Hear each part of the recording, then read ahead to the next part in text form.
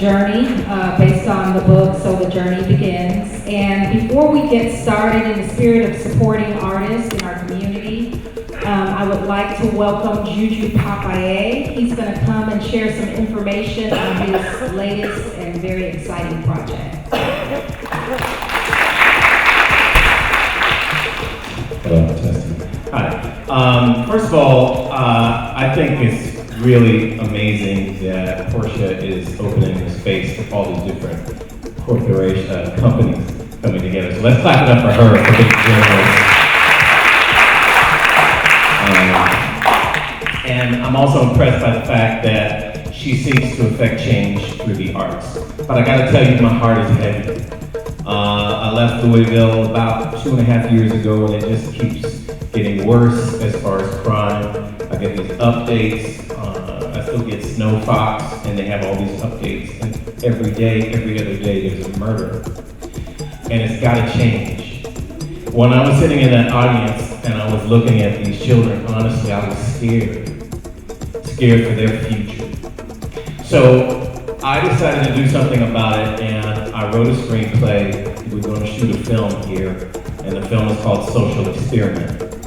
The film deals with teens, cops, race, and gun violence. It is a way for us to create a shared experience and then bring together communities, in particular, Black, white, and blue, to deal with the issues that we have facing us in Louisville, create a dialogue, and then hopefully push people, challenge people to come up with some solutions. It's going to go into schools, we're going to involve community leaders, and together, I believe that we can make a difference for the future of these kids. That is my hope, anyway. So I would appreciate your support. Again, the film is Social Experiment, and thank you for your time.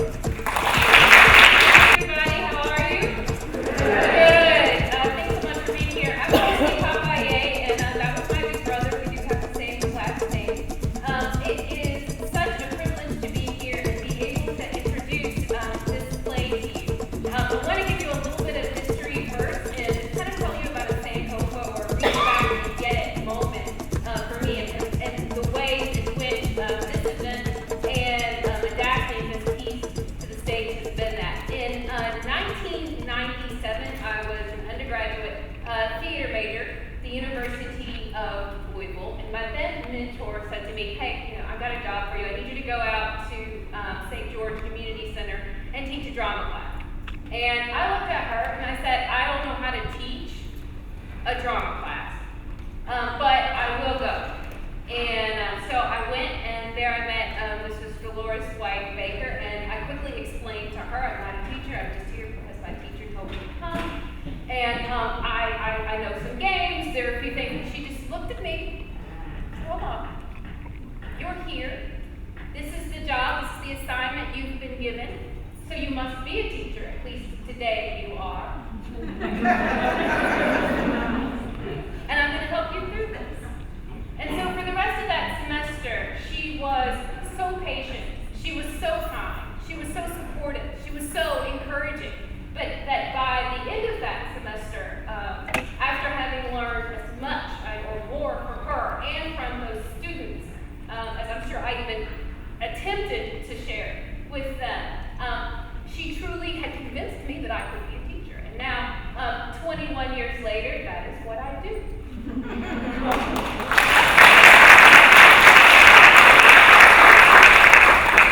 So when my friend Portia called and said, my mom has written this book, and she told me about this event, and she said, Christy, I would just like for you to take her book and adapt it for the stage. I said, I'm not a playwright.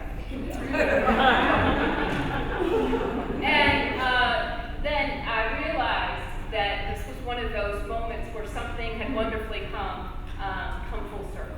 And so it is my great pleasure to have really put or adapted for the stage Dolores Whitemaker's words. She's written an incredible book called So the Journey Begins, and I hope that you enjoy the stage adaptation. I want to introduce the actors to you. First we have Miss Erica Denise.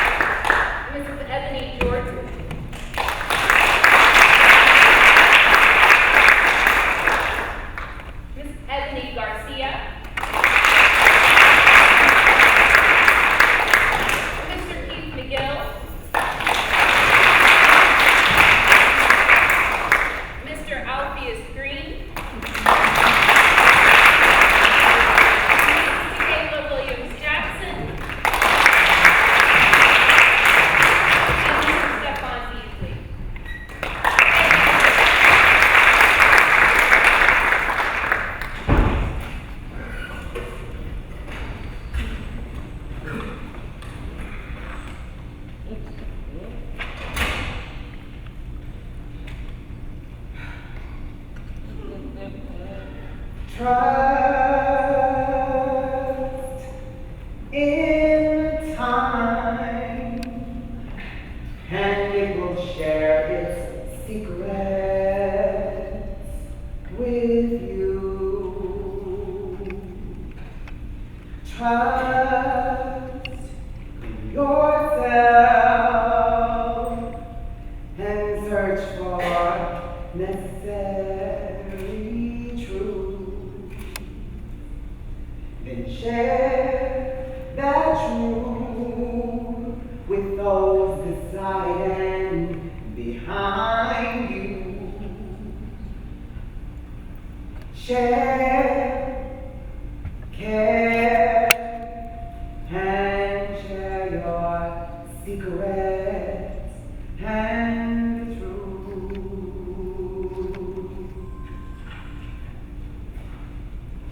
So the journey begins.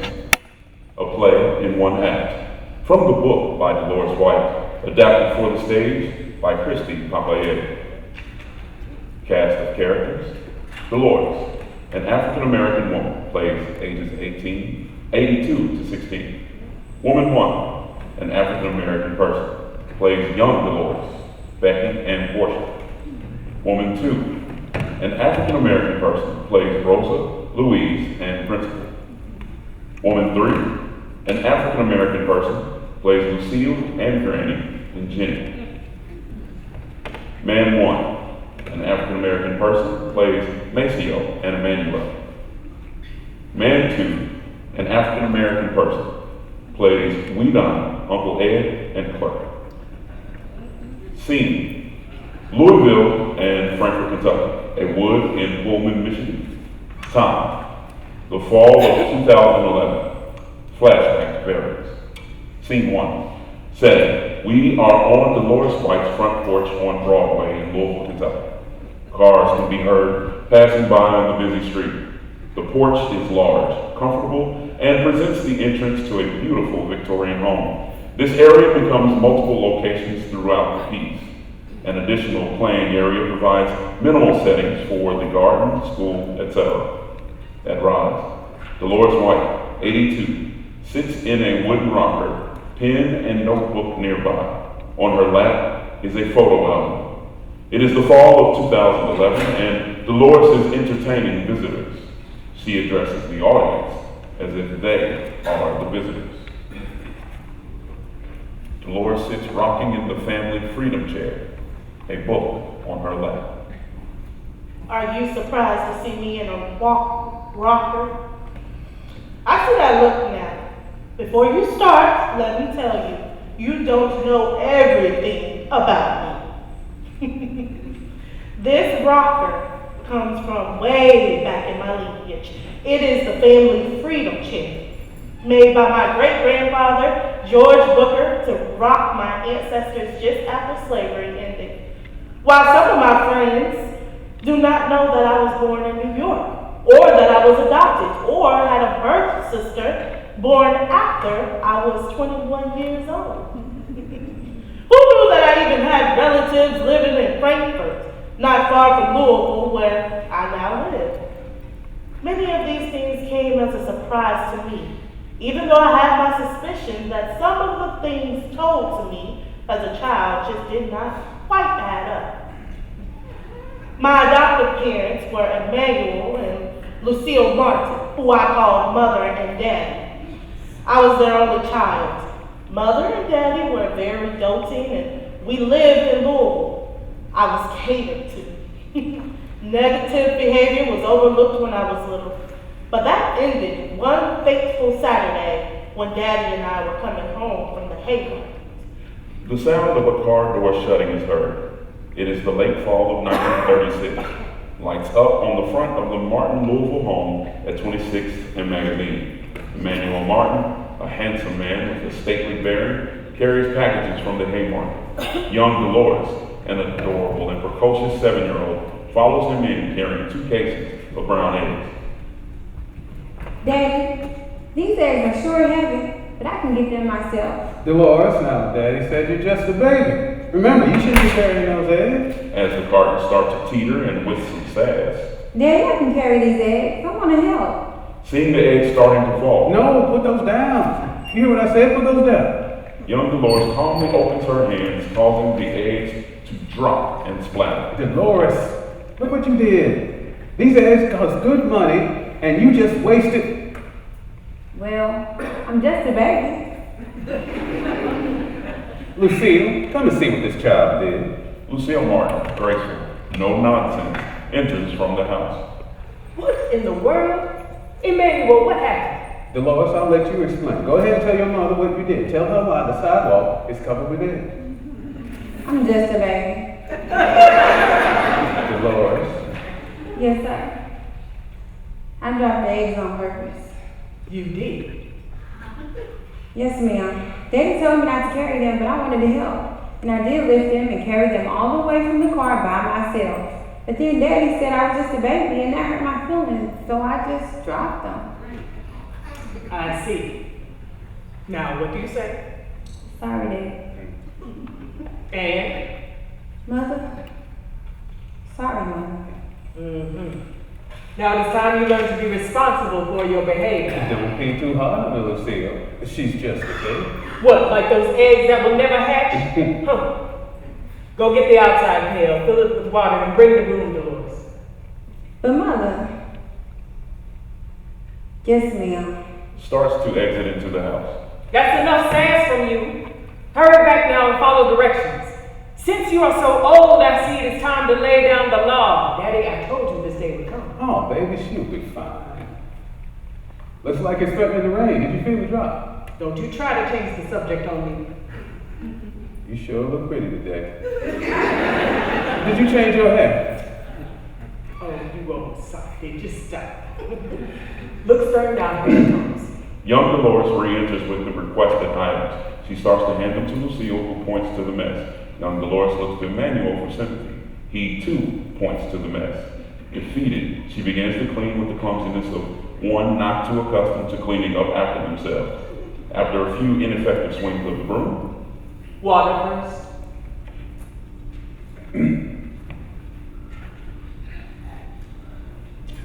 Dolores and Mother's hair pretty today? Yes, sir. And I like your pretty dress. Well, thank you both. Dolores, mind what you are doing. If you're careful, we can save some of those shells and put them around the tomatoes. Well, I guess I better get these things in. I'll let you ladies handle the rest of this. crosses to the porch, kisses his wife's head, and exits into the house.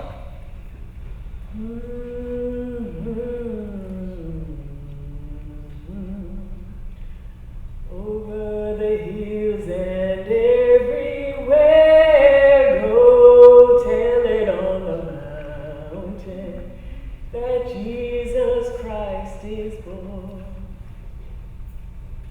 Christmas is coming. This year you're big enough to sing in the children's choir. Do you want to do that? It'd be nice if you have such a pretty voice. I think so. Mother, Yes? do you think I've been good this year? Good enough to have a little sister? I think you have been fairly good. Your marks are good at school, except for those conduct grades. Mrs. Thompson says you talk out of turn. It's because I don't have a little sister, Mother. And when I get to school, I'm lonesome from having nobody to play with or talk to, except Skippy. And he just barks. Mother, please, can we ask Santa for a little sister for me? I promise to take good care of her. I want to name her Emily, and she can sleep in my room. Even if she cries all night, I won't mind a bit, and I can make all of her clothes. You can change her diapers, though, because I'm not big enough for that. I reckon you're not. Though when I was your age, never mind. Dolores, Santa doesn't bring sisters, and I don't think your father and I are going to have more children. Why not, Mother? That's grown folks' business. Mind the shells. That's coming along just fine. Did you have a nice time visiting your godmother last week? Yes, ma'am. Mother, I know a secret. You do? Yes, Mother. But I'm afraid to tell you. Oh, I see. What if I guess?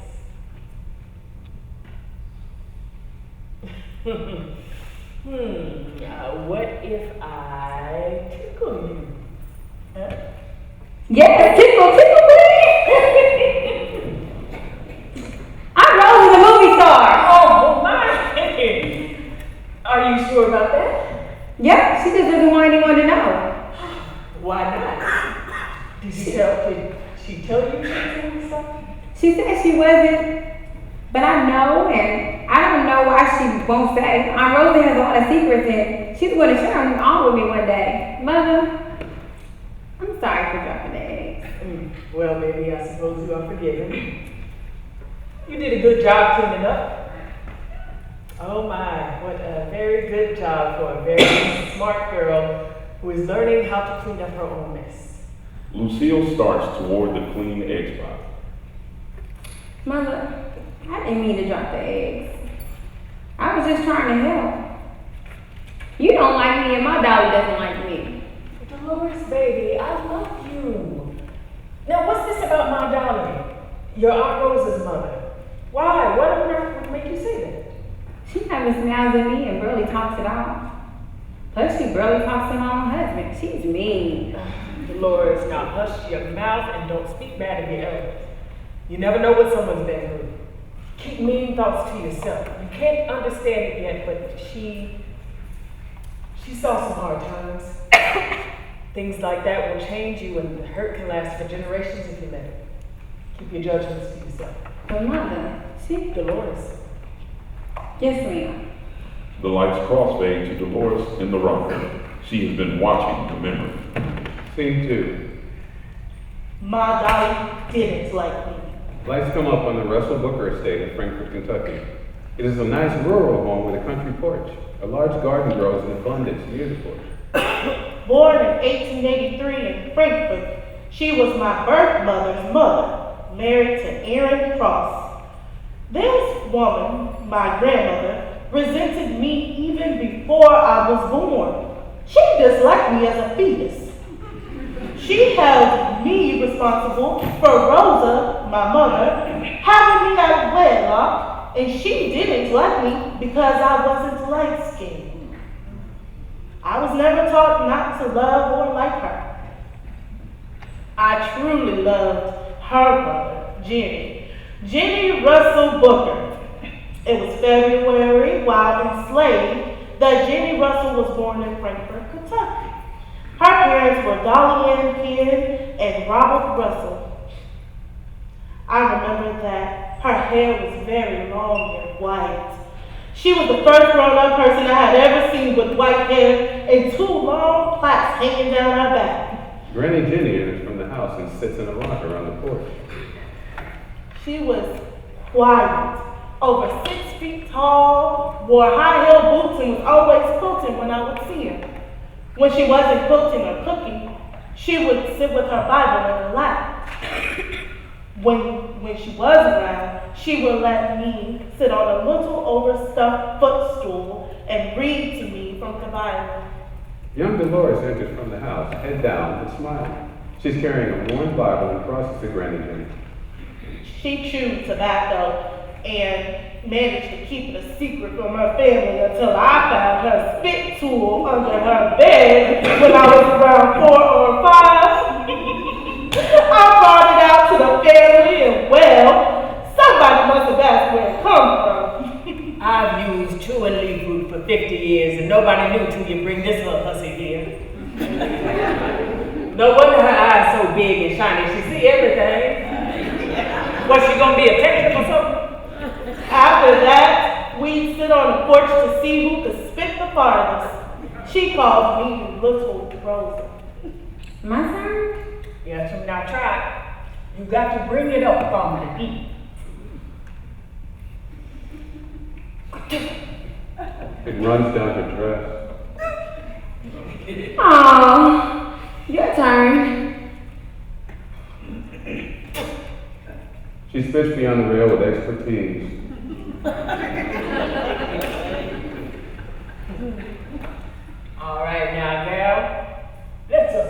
the garden. Yes, ma'am. They get up and move into the garden. Little Rosa, trust in the land. Trust it to share its secrets with you. Trust yourself to hear what the trees and the land are saying to you. She hands young Dolores a honeysuckle blossom. Every herb and flower here is good for the mind, body, and spirit. Look here. She grabs some dandelion. Fried dandelion buds cooked with marigold petals over rice are good because people will only see your beauty. Hits of honey butter on bread will make you thoughtful. Honeysuckle wine will help you see in the dark. And oh, look at this over here. Chicory and mint will make something good happen. Yes, ma'am, Granny Jenny. Look at this over here. Carrot juice make you have pretty eyes. Garlic wards off colds and germs. Granny Jenny, how does the land talk to you? It will tell you when someone is coming to move in with the family. Watch for ivy. It is strong and beautiful and has deep clinging roots. It'll creep up on you and take over your garden like an unwanted guest. Granny Jenny scoops up some soil. Rich. That's right. What's that? Daffodil. She suddenly points to the June bug. My, there. What's that? Why, a little old June bug. My, baby girl, June bugs eat leaves. Bumblebees gather nectar from the blossom. Baby girl, when you grow up, don't be dumber than a bird. Don't ever hatch an egg before you build a nest. Be sure to get food from the land before she stops giving. Don't let winter come and leave you wishing. Granny Jenny, ma'am, what does that mean? Wait a while. You'll learn. Granny Jenny moves deeper into the garden and young Dolores plays behind her. I hear you, Granny Jenny. I hear you. She was a fascinating old lady, warm and mysterious. I could never understand how she could have possibly given birth to Dolly, my grandmother. She lived long enough to see her younger children go to school and her daughter become a teacher. She outlived her first son, Thomas Henry Booker, who became a porter in Frankfurt's grocery store, and saw another son, Robert Thornton Booker, join the army during World War I, before she passed in 1942. Scene 3. Visits with Granny Jenny sometimes included time with Aunt Rosa, my birth mother. Though, of course, I didn't know she was my birth mother as a child. Rosa lived in Chicago with her husband, Henry, during my earlier years, and had lived in New York where I was born. Rosa enters from the house and stands near the rail. Young Dolores notices her and hurries to her side. I was told that Rosa was my godmother, hence Aunt Rosa. Are you a movie star? No, honey. I'm a seamstress. Mm-hmm. At Marshall Fields. Oh, tell her, Rosa. Yeah, you might as well be famous. That's my birth mother's brother. Always did call him Uncle Ed. Ed. Well, I guess so.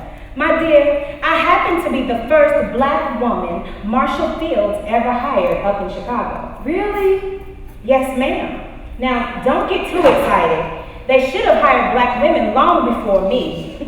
Now, if you hand me that fan over there, I'll tell you all about it. Young Dolores hands her the fan. Come sit by me.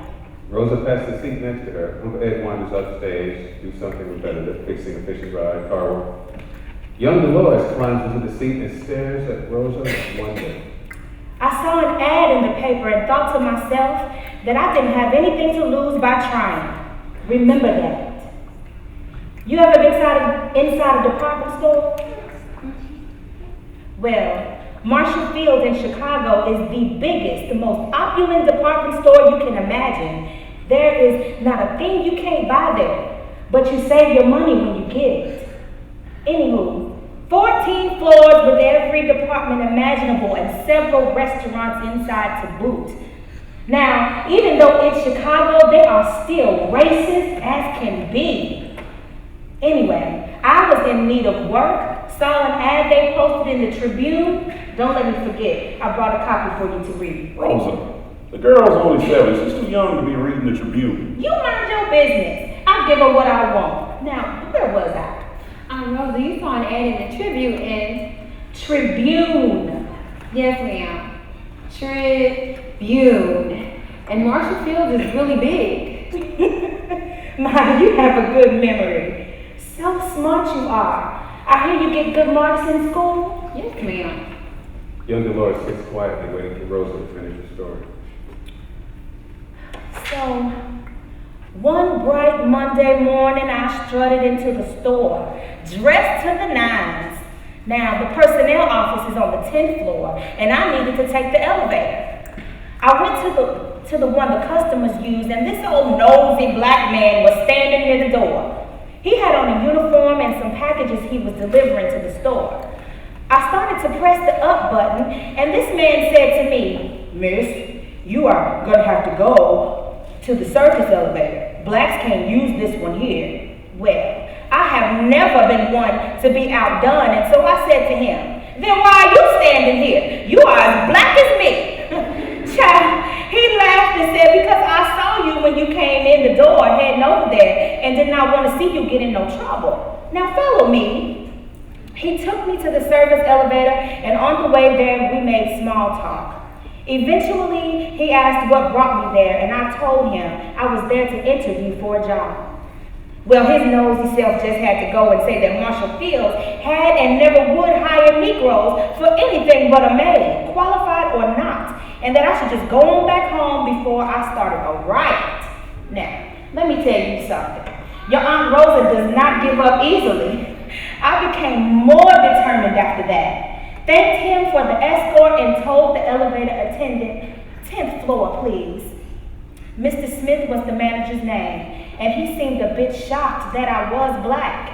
Still, he looked over my work and references. I'll never forget what he said. "Miss Thornton, we don't usually hire Negroes.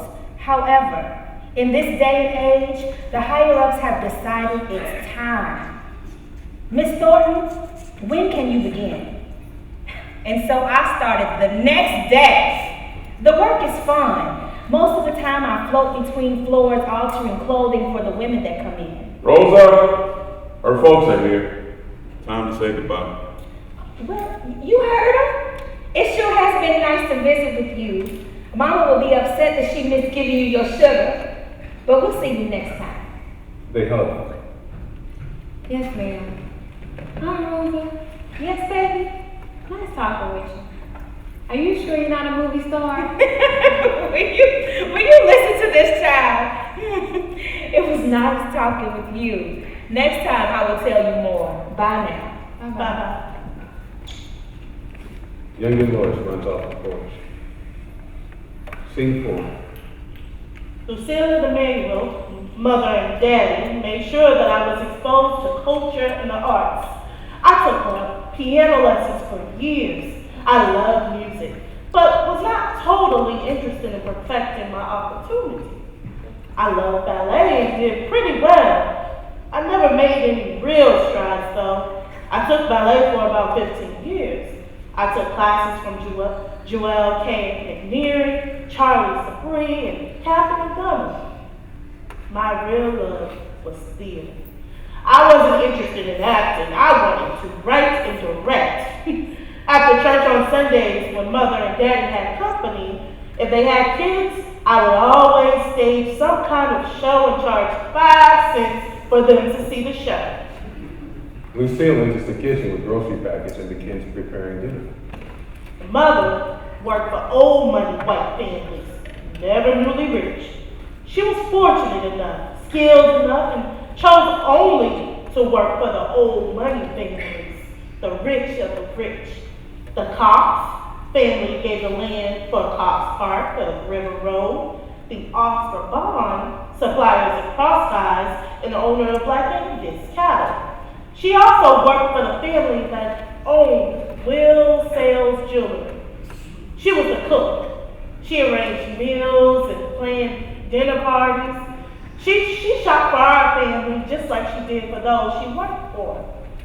When Mother worked for the Bond family, Mother went with Mrs. Bond to the segregated Stewart's department store. Mother would pick out what she wanted, and Miss Bond would get it for her. The Bonds would get a car every 2 years and give their old car to Mother and Daddy. Daddy worked for the family as a chauffeur. That was his second job. He was a waiter and had worked at a number of country clubs. But when I was in junior high, I wanted to become a candy striper. I came home and told Mother that in order for me to volunteer, I had to show proof of my age and need of my birth certificate. Young Dolores enters. The year is 1944, and young Dolores is now 15. They're in the living room of her opulent Victorian home on 37th and Magazine Street in Louisville. What on earth for? Why are you asking me for your birth certificate? I gave birth to you. I know when you were born, and I don't need a piece of paper to prove it. My friend, Louise Moore, lived around the corner from me. She wanted to be a candy striper too. We decided to go to the health department at 5th and Chestnut Street to get a copy of my birth certificate. Young Dolores and her best friend Louise enter. It's after school, and they're at the health department. Now remember, Louise, no telling my mother. Dolores, you know I'm your best friend. That bus ride was something. Young Dolores approaches the counter. Excuse me, sir. My mother sent me on an errand to find my birth certificate. Name, Dolores Morton, sir. mother's name. Lucille Johnson Morton, born November 19, 1897. Do you know who your father is? Emmanuel Morton, born I didn't ask for his birthday. Born 1894, he and my mother have been married for 27 years. They attend R.E. Johnson, sir. Oh, how nice. Now, what is your date of birth? May 18, 1929. Just a moment. While you wait, you will have to fill out this form. He hands her a form and exits the records room. Let me see that. Oh, that is not such a bad form. Young Dolores completes the paperwork. The clerk re-enters with several large record books. Have you completed the form? Yes, The clerk looks the form over. All right, then, here you go. You have to find the record in one of these first. 1928 was a booming year. What page, sir? That's all right, Louise.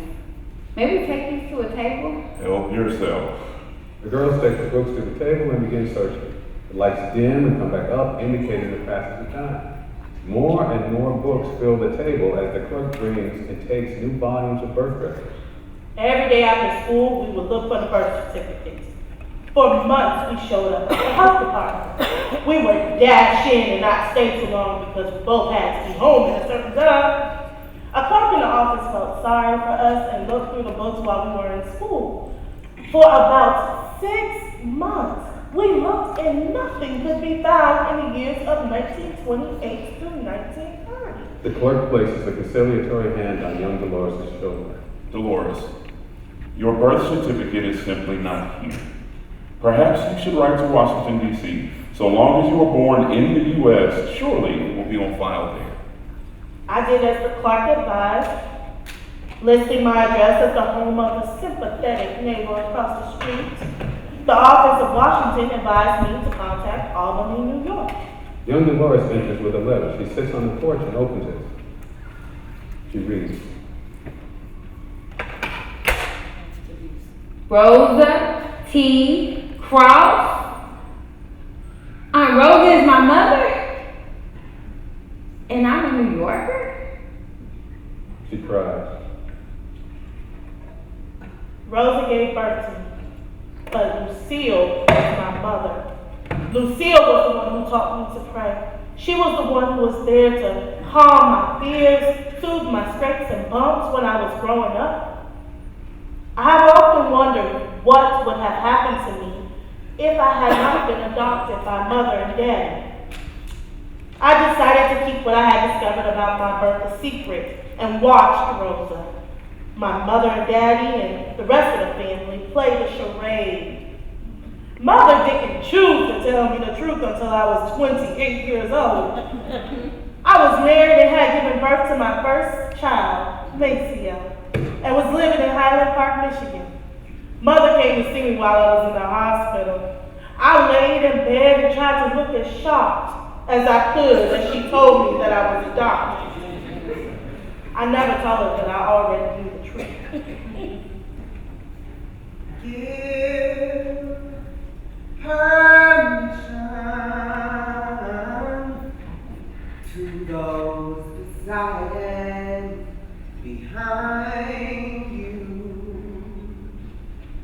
to find their secrets and all that made me true. Scene 5.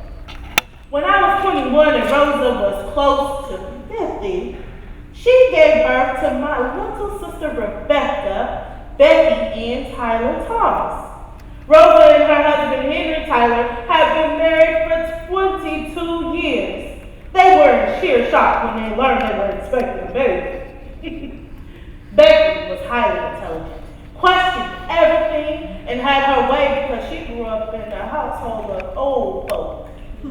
She was reading fluently by the time she was 3, and at 6, she announced she wanted to be a farmer. She grew out of that desire and married shortly after graduating valedictorian from high school. Becky was the only person I knew who could tell a joke, and you never knew it was a joke until you got to the punchline. She was a barrel of laughs, but quite serious about social issues, community, religion, and family concerns. In fact, before she got her master's, she taught middle school for 19 years.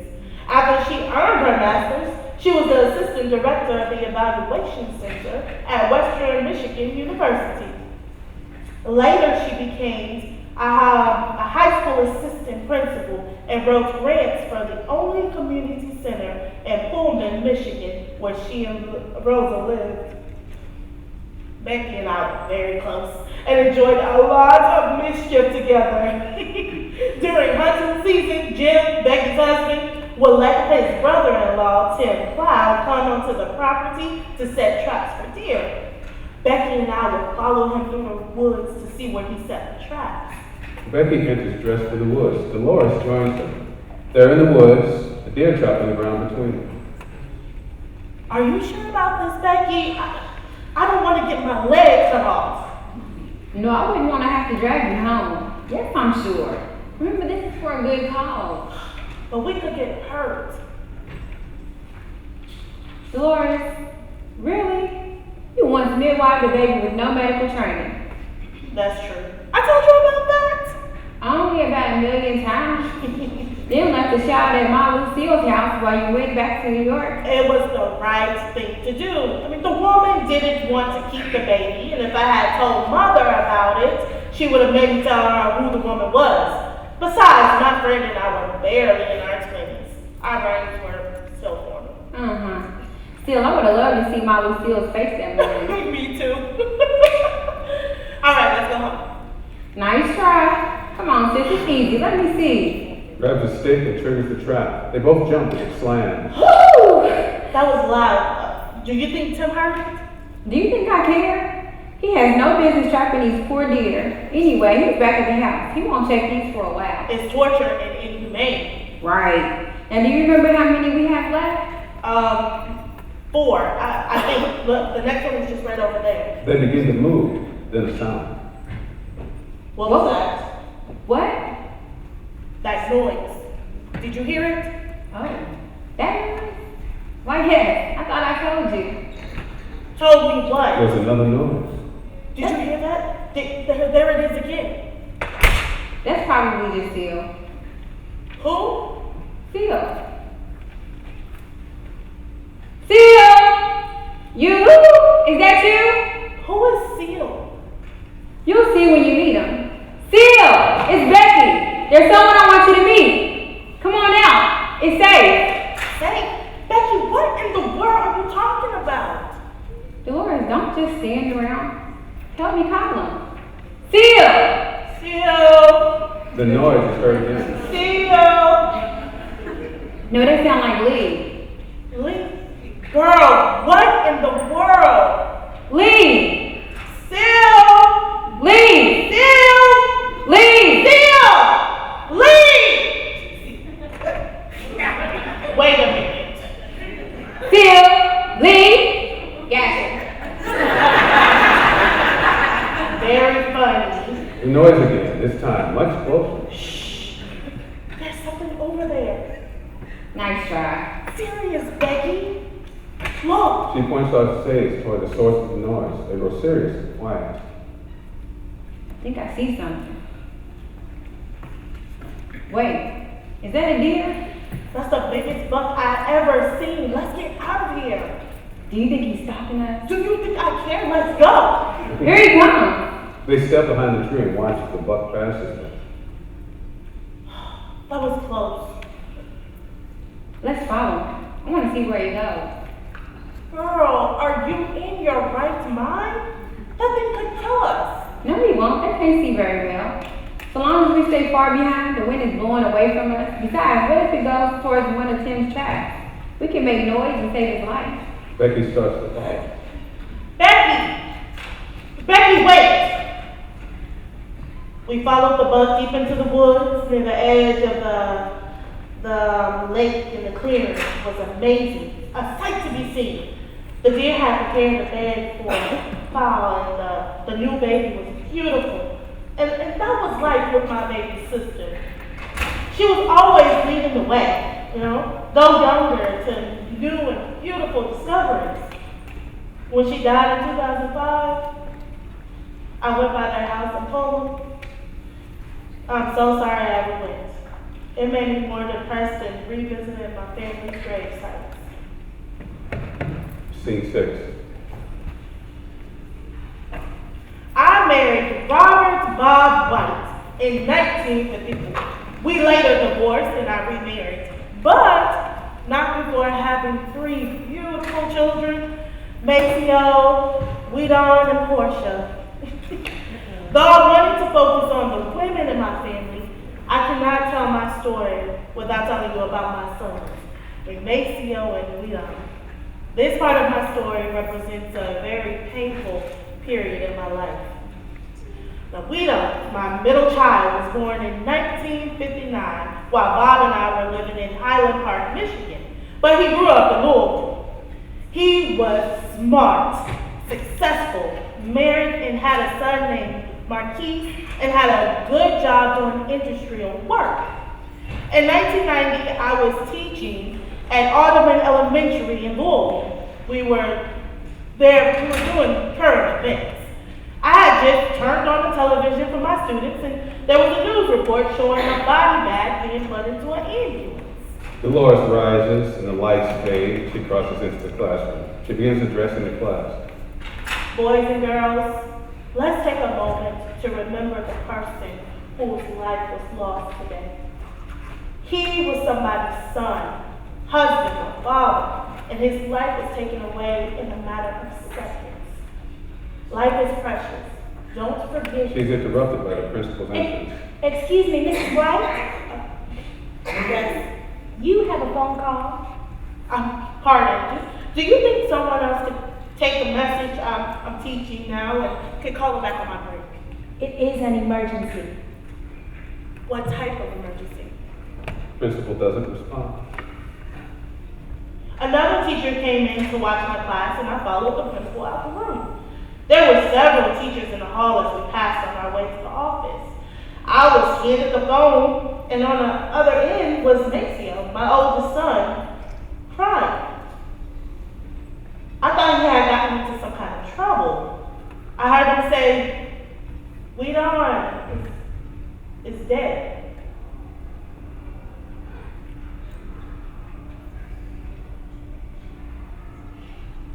Weedon had been at work and disassembling the catwalk around the silo.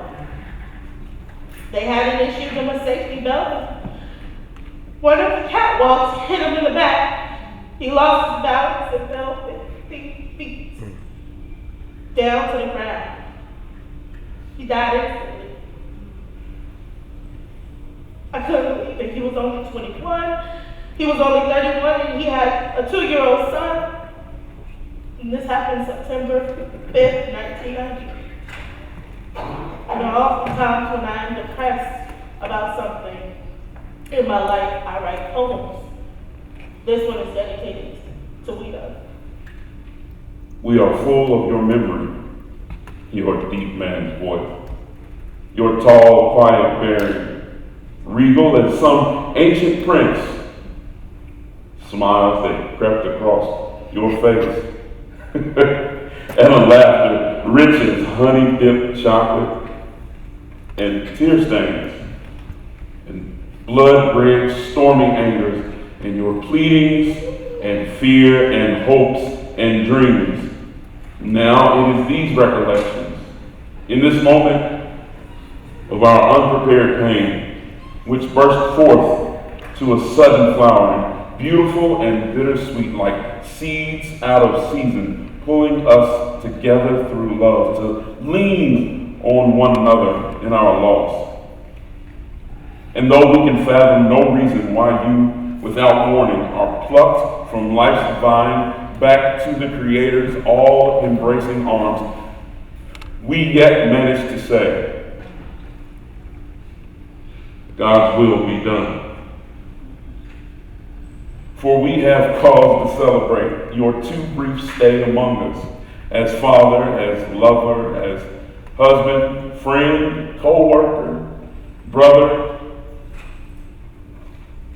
and as son. A man who loved as well as he knew how. If spirits can hear, we say goodbye, Wida, at least for now. And if somehow we fail to tell you enough, while we shared presence here among us, we love you. We remember you. We are proud.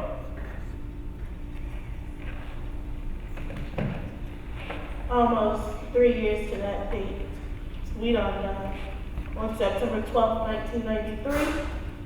Maceo, my oldest, met an untimely death. He had been in a crowded nightclub when someone behind him accidentally moved forward. Maceo was pushed into the back of the older man who was in front of him. Although it was an accident, the man was angered and said something to him. Maceo jokingly made a comment about him being too old to be in the club, which angered the man even more. When Maceo was leaving the club, the man shot him in the head. He was 37 and had a daughter, Cedrica. The man who murdered him only spent 3 years in prison. This is a poem dedicated to Maceo. Did you ever try to harness lightning, hold a moonbeam in your hand, dance with a flutterby, find the end of the rainbow? Then you never knew Maceo. My womb spurred forth a human kaleidoscope that twisted and turned, creating an endless variety of patterns and scintillations of color.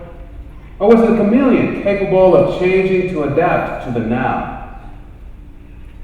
8 came before you but could not stay. But morning and evening I spread my hands, lifted up my face in prayer for you. Like a pauper begging at God's doorsteps, I prayed for you. Finally, God opened my belly and brought forth my firstborn. Maceo, my love for you is immeasurable. Before I sensed your being, my enduring love went with you. Now you lay in the bowels of the earth, awaiting God's judgment, leaving me once more in a vast of loneliness as I drift into sleeplessness. Scene 7. My youngest child, Portia, and her children are the light of my life.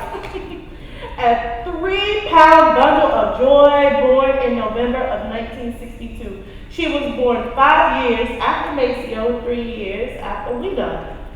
Portia is the dancer I always wanted to be. By the time Portia was 3, she had enrolled in Courtney School of Dance and knew all 5 ballet positions, which I taught her. Lights come up on the office. A nicely furnished desk filled with paperwork, pictures of family. When she was 9, I was the Assistant Director of Career Opportunities and Participant Advisor with the Jefferson County Public School Board of Education. Portia enters and Dolores joins her in the scene.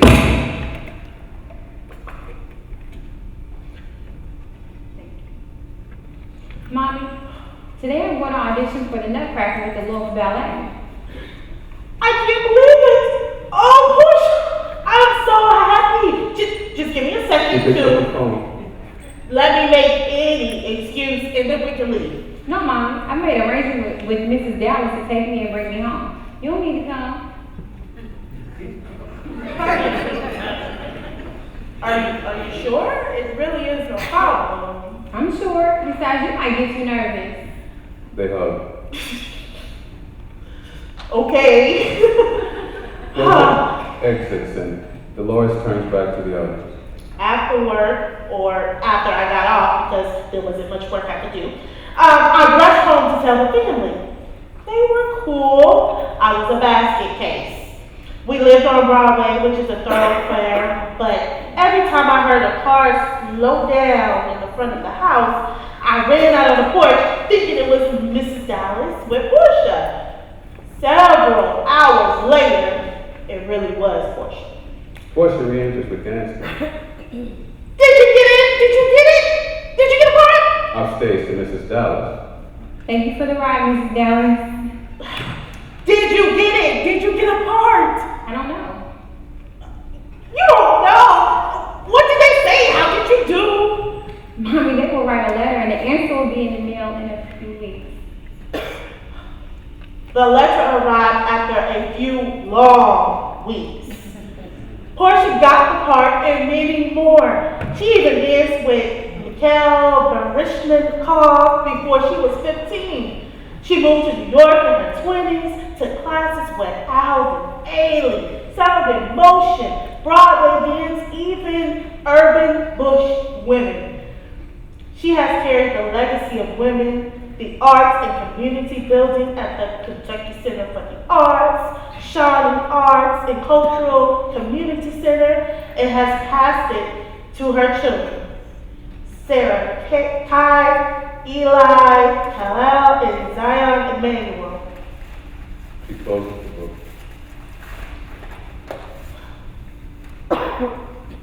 It has certainly been lovely talking to you and visiting with you. I am tired now and need to get a nap before getting back to work. You see, I turned 82 in May of 2011. I've had 4 bouts with cancer, including melanoma. I've lost both of my breasts, and now it seems to have metastasized. I don't have time to pine over what is and what isn't. I have too much in my bucket list, and I have to go up in a hot air balloon and go to the Alaskan cruise, get Genesis Arts back on his feet, get a tattoo, and finish this book for my grandkids. Come on back over tomorrow if you like. I'd be pleased to tell you more. I haven't even gotten to tell you about the last love of my life, Dr. Robert Milton Baker. And I have so much more to tell you about my grandkids. You see, we are the daughters of generations of women who have lived and learned to overcome burdens that we could never imagine they'd face across the ages. Their voices are in our heads when things go awry. They whisper. Be patient. Be strong. Be persistent. Believe and trust in God. We have listened and we have learned. We have grown and persevered. We have allowed our rich heritage, our tenacity, and our pride to guide us in our role as mothers and to be strong women. We have become courageous and respected mothers who give all of ourselves to those within our care. We are women to be admired and appreciated. We are the daughters of Carrie, Diane, Jenny, Rosa, and women who were blood kin who died during slavery or on ships from Africa and whose names are not yet known. We are also the daughters of women like Lucille, my mother. who was the rock of my life. Some try and share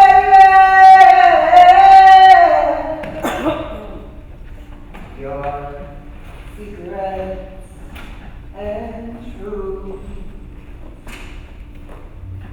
Kurt.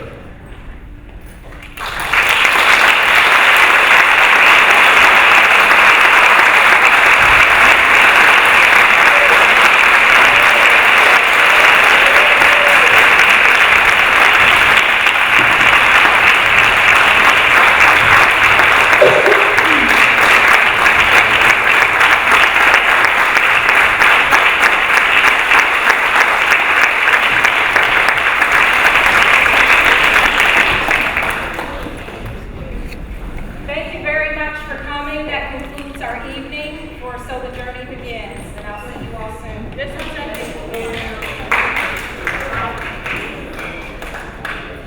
Again, I just wanted to thank everyone for coming.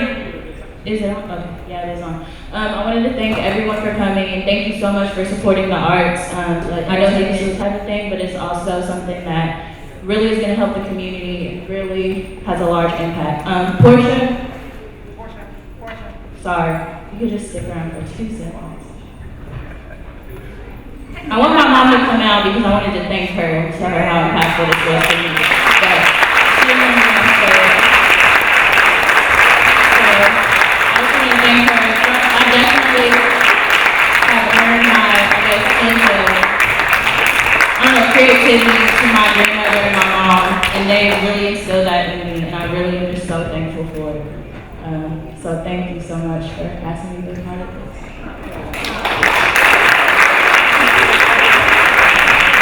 I want to tell you something. It's been a lot. It's been over 30 years since I first met you. And I left eyes on you.